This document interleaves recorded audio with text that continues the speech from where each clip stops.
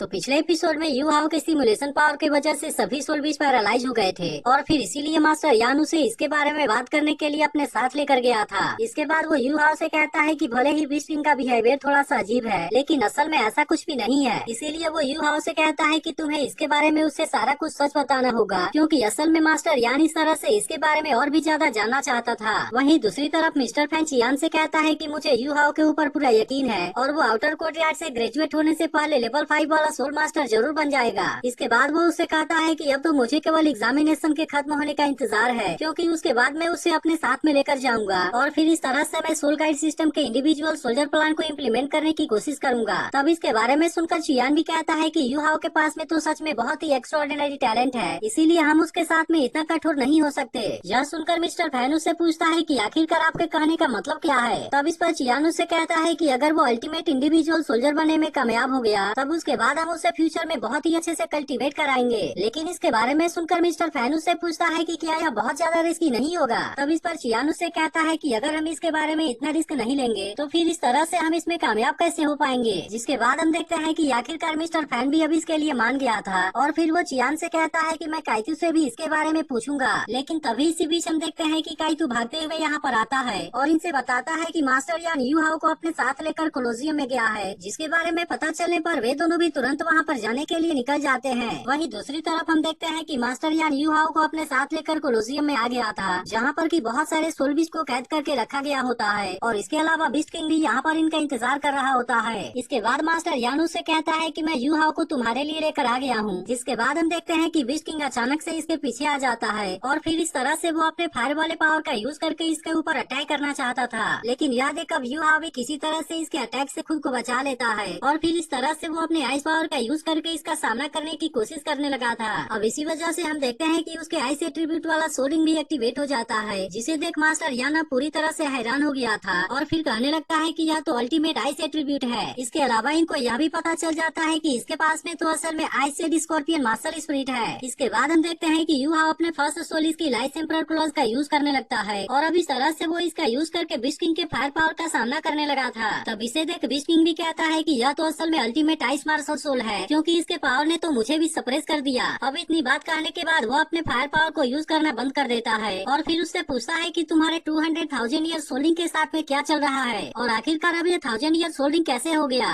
लेकिन आखिरकार अब इस तरह से इनको समझ में आ जाता है कि इसके पास में तो असल में ट्विन मार्शल आर्ट है, जिसके बारे में सुनकर यू हाओ भी कहता है कि आपने इसके बारे में सही समझा और आइस सेड स्कॉर्पियन मेरा फर्स्ट मार्शल आर्ट स्पिरिट है। वहीं दूसरी तरफ हम देखते हैं कि हुआ भी और उसके साथी भी यू हाओ के बारे में ही बात कर रहे होते हैं और इनको समझ में नहीं आ रहा था कि अचानक से यू हाओ के पास में इतना पावरफुल सोल्डिंग कैसे आ गया। तभी झुलू भी कहने लगती है कि हमें उनको किसी भी तरह से हराना ही होगा, क्योंकि मैं उनको सलामी नहीं देना चाहती। वहीं दूसरी तरफ हम देखते हैं कि यू हाओ इनको अपने सेकंड सोल स्किल सिमुलेशन के बारे में बताने लगा था, जिसके बारे में जानकर वे दोनों भी पूरी तरह से हैरान हो गए होते हैं, क्योंकि इसका सिमुलेशन असल में बहुत ही रियलिस्टिक होता है। तब इस पर यू हाओ इनसे कहता है कि यह तो मेरे स्पिरिचुअल आई मार्शल सोल का सिमुलेशन स्किल था, जिसके मेंटल फ्लक्चुएशन से मैं स्पेस को डिस्टॉर्ट कर सकता हूँ और फिर इस तरह से मैं बहुत सारे सोल बीस्ट के फॉर्म को क्रिएट कर सकता हूँ। तब इसके बारे में सुनकर बीस्ट किंग को भी सब कुछ समझ में आ जाता है, लेकिन इसी के साथ वो उससे कहता है कि तुम्हारे सिमुलेशन स्किल के वजह से मेरे सभी सोल बीस्ट पैरालाइज हो गए थे और इसीलिए अब से तुम यहाँ पर अपने इस स्किल का यूज नहीं करोगे। जिसके बाद हम देखते हैं कि इसके बारे में सुनकर यू हाओ भी इसके लिए मान जाता है। वहीं मास्टर यान कहने लगता है कि इसके पास में तो अल्टीमेट आइस एट्रीब्यूट और स्पिरिचुअल आई है, जिसके वजह से ही चियान ने इसके लिए मेरे साथ में बहुत ही चालाकी का यूज किया और इस तरह से उसने यू हाओ को अपने डिपार्टमेंट का कोर डिसाइपल बना लिया।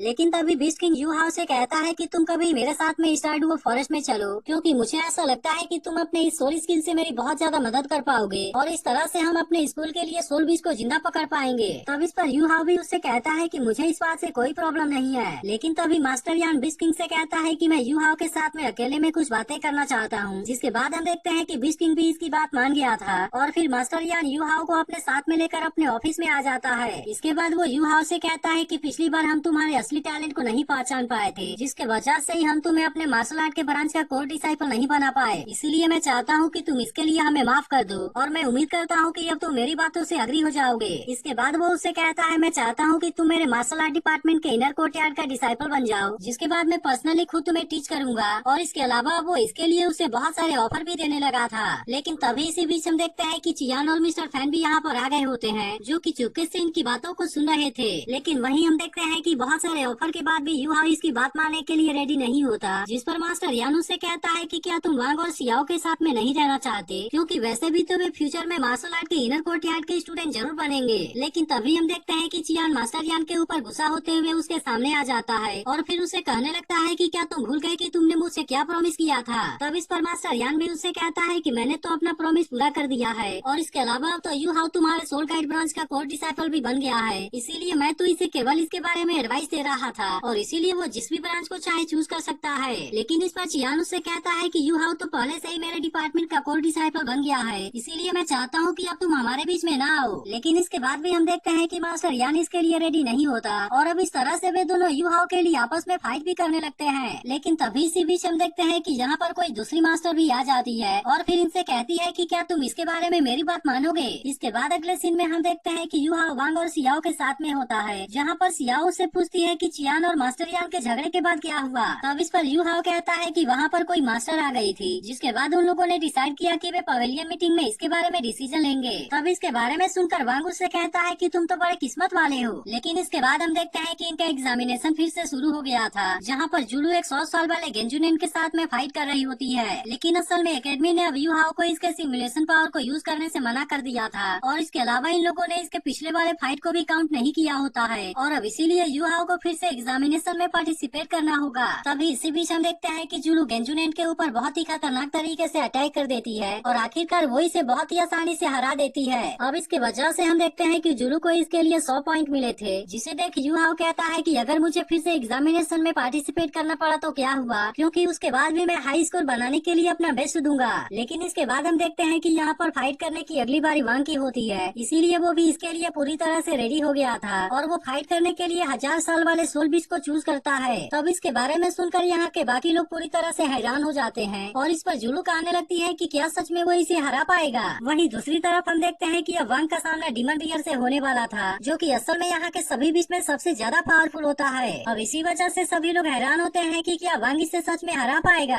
तभी इसी बीच हम देखते हैं कि वांग फ्लाई करते हुए डीमन बियर के ऊपर अटैक करने की कोशिश करता है, लेकिन असल में वो 5 मीटर से ज्यादा हाइट पर फ्लाई नहीं कर पाता और फिर बीस्ट किंग भी इसे बताता है कि तुम यहाँ पर 5 मीटर से ज्यादा की हाइट पर फ्लाई नहीं कर सकते। लेकिन इसके बाद भी हम देखते हैं कि वांग को इसके बारे में कोई भी चिंता नहीं होती और वो तुरंत ही अपने आप को डीमन बियर के अटैक से बचाने लगता है। अब इस तरह से हम देखते हैं कि वांग बहुत ही शानदार तरीके से डीमन बियर के ऊपर अटैक करने लगा था, जिसके बाद वो अपने first soul skill wing blade को भी एक्टिवेट कर लेता है और अब इस तरह से वो इसका यूज करके डीमन बियर के ऊपर अटैक करने की कोशिश करता है। जिसके बाद हम देखते हैं कि इसके वजह से डीमन बियर भी इसके ऊपर काफी गुस्सा हो जाता है और वो भी गुस्से में तुरंत अपने पावर को एक्टिवेट करने लगता है। अब इस तरह से वो गुस्से में आकर बहुत ही खतरनाक तरीके से वांग के ऊपर अटैक करने लगा था, जिसे देख वांग भी इसके अटैक से खुद को बचाने के लिए पूरी कोशिश करता है। लेकिन आखिरकार वो ज्यादा समय के लिए इसके सामने कुछ भी नहीं कर पाता और फिर आखिरकार वो इसके सिस्मिक वेव के सामने कमजोर पड़ने लगता है। अब इसके वजह से हम देखते हैं कि टीचर जावा को भी इसके बारे में चिंता होने लगी थी, क्योंकि डीमन बियर के अटैक के वजह से वांग वहीं पर बेहोश होने वाला था।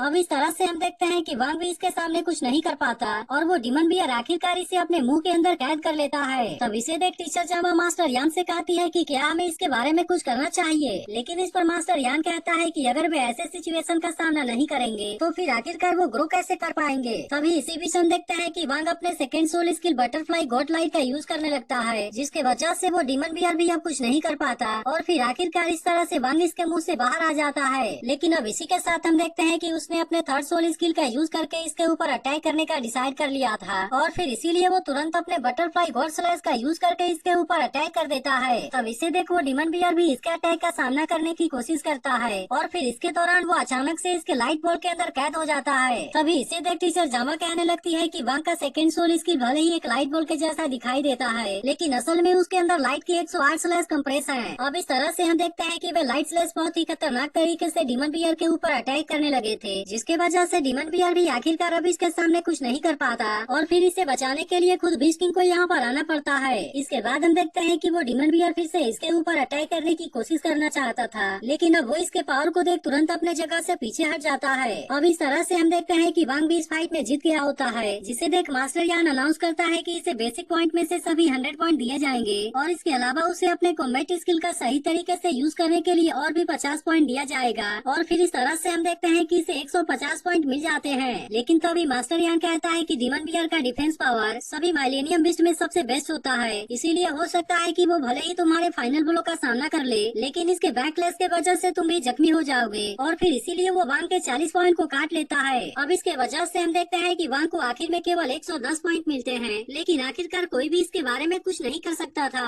इसके बाद मास्टर यानिंग से कहता है कि एक्सीलेंट सोल मास्टर वही होता है जो कि किसी भी बैटल में सबसे पहले खुद को प्रोटेक्ट करे और फिर उसके बाद वो अपने ओपोनेंट को हराए। जिसके बारे में सुनकर वांग भी उससे कहता है कि मैं आपके बातों को समझ गया, लेकिन इसके बाद भी हम देखते हैं कि सियाओ इस बात से खुश होती है क्योंकि अभी भी वे हुआबिन की टीम से 10 पॉइंट आगे थे। इसके बाद हम देखते हैं कि अगले मैच में कुई की फाइट एक सोल बीस्ट से होती है, जिसके दौरान कुई अपने फॉक्सटेल नीडल का यूज करके इसके ऊपर अटैक कर देती है और फिर इस तरह से वो इसे बहुत ही आसानी से हरा देती है। अब इसके वजह से हम देखते हैं कि इसके लिए उसे 110 पॉइंट दिए जाते हैं। इसके बाद हम देखते हैं कि इसी तरह से अगला मैच सियाओ का होता है जिसमें उसे 96 पॉइंट दिए जाते हैं, लेकिन अब इसके वजह से हम देखते हैं कि हुआबिन के टीम से इनका 4 पॉइंट कम हो गया था और अब इसीलिए सियाओ को इसके बारे में चिंता होने लगती है। लेकिन अब इसके बाद हम देखते हैं कि अगला मैच हुआबिन का होने वाला था, जिसे देख एलिया कहने लगती है कि हुआबिन तो ग्रेड 1 का सबसे स्ट्रॉन्ग स्टूडेंट है, इसीलिए मुझे ऐसा लगता है कि वो बहुत ही जल्द 4th रिंग को भी ब्रेक थ्रू कर लेगा। और फिर इसके बाद ये एपिसोड यहीं पर एंड हो जाता है।